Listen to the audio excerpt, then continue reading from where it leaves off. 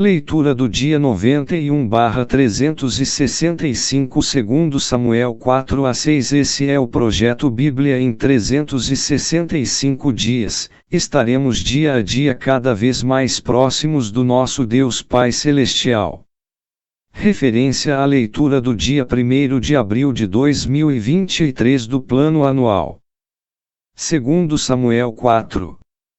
Isbosete era um homem cuja coragem provinha de Abner e não de Deus. Quando este comandante morreu, ele se encontrou completamente desprovido. Em crise e sob pressão, foi dominado pelo medo. Este sentimento nos paralisa, porém, a fé e a confiança em Deus podem suplantá-lo. A firmeza em Deus torna-nos livres para respondermos corajosamente aos acontecimentos que nos cercam. Davi chamou Isbosete justo, como filho de Saul. Isbosete tinha razão para pensar que estava na linha direta para subir ao trono. Não era malvado ao querer ser rei, pelo contrário, simplesmente foi muito fraco para opor-se à injustiça. Não tinha nenhuma intenção de matá-lo. Deus prometerá a Davi o reino, e sabia que essa palavra um dia cumprir-se-ia. Davi ficou muito irado ao saber da morte de Isbosete, o filho de Jessé, que nunca fizera qualquer mal a Saul e considerou o método usado pelos assassinos um ato de covardia. Davi pretendia unir Israel e não introduzir um empecilho permanente entre ele e os defensores de Isbosete. Para mostrar que nada tinha a ver com o extermínio da linhagem real de Saul, ordenou que os assassinos fossem executados e fez com que Isbosete recebesse um enterro digno de sua posição. Todas as tribos de Israel, reconhecendo em Davi o líder forte e competente de que necessitavam, prestaram-lhe toda a lealdade. Não há dúvida de que a ameaça dos filisteus e a reputação militar de Davi também ajudaram a unificar o povo. Segundo Samuel 5. Tornava-se a terceira vez que Davi era aclamado rei. Ele fora ungido, particularmente por Samuel. Em seguida, foi constituído monarca da tribo de Judá e finalmente, coroado rei de todo o Israel. Como um proscrito, sua vida parecia ser triste e desanimada, porém a promessa de Deus de torná-lo rei de Israel cumpria-se agora. Embora em menos de 75 anos o reino de Israel fosse novamente dividido, a dinastia de Davi reinaria sobre Judá, o reino do sul, por mais de 400 anos. Embora a promessa desse reino fosse feita muitos anos antes, Davi só se tornou rei de Israel aos 37 anos de idade. Durante estes anos, teve que esperar pacientemente pelo cumprimento da palavra de Deus. Os que se sentem pressionados a alcançar resultados e sucessos imediatos, devem se lembrar da paciência de Davi. Assim como esse tempo de espera foi importante, a fim de prepará-lo para sua tarefa importante, uma espera semelhante também serve como preparação e fortalecimento de caráter. A fortaleza de Sião, que mais tarde se tornou a cidade de Jerusalém, localizava-se no alto de uma montanha, nas proximidades do centro do Reino Unido de Israel. Era considerado um território neutro por se encontrar na fronteira das tribos de Benjamim e Judá. Além disso, ainda estava ocupada pelos jebuseus, povo cananeu que nunca fora expulso de Canaã. Por causa de suas vantagens estratégicas, Davi fez de Jerusalém a capital de seu reino.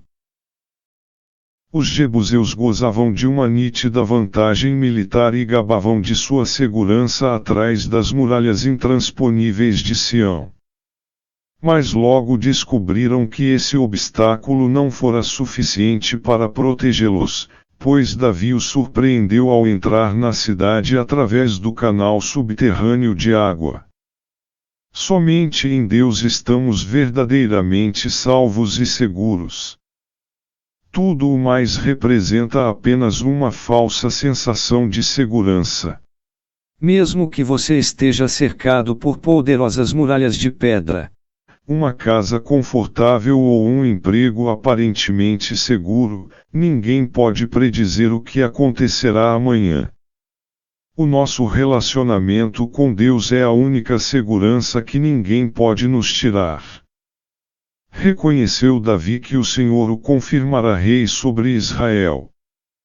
Embora os reinos pagãos baseassem sua grandeza em conquistas, poder, exércitos e riquezas, Davi sabia que seu poderio vinha de Deus. Ser grande significa manter um estreito relacionamento pessoal e coletivo com o Senhor. Para tanto, Davi precisava manter sua ambição sob controle. Embora fosse famoso, bem-sucedido e muito amado, soube colocar Deus em primeiro lugar em sua vida e serviu ao povo de acordo com os propósitos divinos. Será que você está à procura da grandeza que vem do Senhor ou das pessoas? Em seu esforço pelo sucesso, lembre-se de manter sua ambição sob o controle de Deus. A fortaleza é a montanha que servia como proteção, situada no deserto de Judá, que Davi usou para se defender de Saul. A opressão dos filisteus sobre Israel começara nos dias de Sansão. Estes ainda eram os inimigos mais poderosos dos israelitas, embora em determinada ocasião Davi tenha se tornado aliado deles. Por ocuparem a maior parte do território ao norte de Israel, aparentemente não importunaram Davi enquanto ele era o rei de Judá, ao sul. Porém, quando souberam que o novo rei planejava unificar Israel, procuraram detê-lo. Mas como Davi recebera uma mensagem tão clara de Deus, deve ter orado e agiu provavelmente pelo Espírito Santo. Pode ter suplicado ao Senhor através de um profeta, ou talvez, procurando um sumo sacerdote que consultasse a Deus pelo Urim e Tumim, pois o Senhor ensinara os israelitas a usarem-nos para tal finalidade. Davi lutou suas batalhas da forma como fora instruído por Deus. Em cada circunstância ele 1. Perguntava se deveria ou não lutar. 2. Obedecia cuidadosamente às instruções e 3. Transferia a glória para o Senhor. Podemos errar em nossas batalhas se ignorarmos esses passos e se, ao contrário, 1. Agirmos segundo nossa vontade sem considerar o desejo de Deus. 2. Fizermos as coisas à nossa maneira e ignorarmos os conselhos da Bíblia ou de outras pessoas sábias, e 3. Transferirmos toda a glória para nós mesmos ou para qualquer outra pessoa sem reconhecer a ajuda recebida do Senhor. Todas essas respostas são transgressoras. Depois que Davi se tornou rei, sua primeira providência foi subjugar seus inimigos, uma tarefa que os israelitas não fizeram quando conquistaram Canaã. Davi sabia que isso tinha que ser feito, a fim de 1. Proteger a nação. 2. Unificar o reino, e 3. Preparar a construção do templo, que unificaria a religião perante Deus e ajudaria a eliminar as influências idolátricas. Segundo Samuel 6. A Arca de Deus representava o tesouro nacional de Israel e era, geralmente, conservada no tabernáculo. Quando ela retornou a Israel após um breve período no território filisteu, foi guardada na casa de Abinadab durante 20 anos. Davi entendeu como Deus abençoara este israelita, e desejou trazer a arca para Jerusalém, a fim de assegurar as bênçãos de Deus sobre toda a nação. Usa apenas tentava proteger a arca. Portanto, seria justa a ira de Deus contra ele. De acordo com Números 4:5-15, ela somente poderia ser transportada pelos levitas, que para isso deveriam empregar as devidas varas e nunca tocá-la diretamente. De acordo com a lei hebraica, tocá-la representava um grande pecado e a atitude de Deus estava dirigida contra Davi e Uza. O rei colocou a arca em uma carroça, seguindo o exemplo dos filisteus e não as ordens do Senhor. Uza, embora sincero em seu desejo de proteger a arca, teve que enfrentar as consequências da desobediência, ao tocá-la. Além disso, ele provavelmente não era levita. Quando Davi procurou reatar a comunhão de Israel com Deus, a nação foi dramaticamente lembrada pelo Senhor de que o entusiasmo deve ser acompanhado pela obediência às suas leis. Na próxima vez que o rei tentou levar a arca para Jerusalém, tomou todo o cuidado para conduzi-la corretamente. Davi contristou-se porque um homem tão bem intencionado fora morto e seus planos para um feliz retorno da arca foram frustrados. Sabia, sem dúvida, que a culpa era sua por ter transportado a arca sem o devido cuidado. Após ter se acalmado, a colocou temporariamente em um abrigo enquanto esperava que Deus lhe permitisse levá-la a Jerusalém.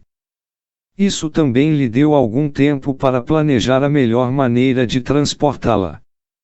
O fato de Deus ter abençoado a casa de Obed-Edom era um sinal para Davi de que poderia tentar novamente conduzi-la a Jerusalém. Davi usava uma estola sacerdotal, possivelmente por tratar-se de uma celebração religiosa. Mical foi a primeira esposa de Davi, mas aqui ela é chamada de filha de Saul, provavelmente para mostrar como sua atitude era semelhante à de seu pai. É possível que seu desprezo por Davi não tenha começado por ocasião de sua entrada triunfal na cidade. Talvez tenha julgado pouco digno que ele estivesse tão preocupado com a vida de adoração de seu povo ao Senhor, em um momento em que isto, em sua opinião, não era importante para o reino. Talvez pensasse que não era próprio de um rei demonstrar tanta emoção. Pode até ter se ressentido por Davi tê-la afastado de Pauti. Qualquer que tenha sido a razão, o desprezo que sentia pelo marido cresceu até chegar a um difícil confronto e Mical terminou seus dias sem ter gerado um único filho. Sentimentos de amargura e ressentimentos, quando não controlados, podem destruir uma amizade. Procure cuidar de seus sentimentos antes que se transformem em guerras declaradas. Somente um sacerdote estava autorizado a apresentar os sacrifícios sobre o altar. Levítico 1:2-13 informa que qualquer um que estivesse limpo para a cerimônia poderia ajudá-lo na oferta do sacrifício.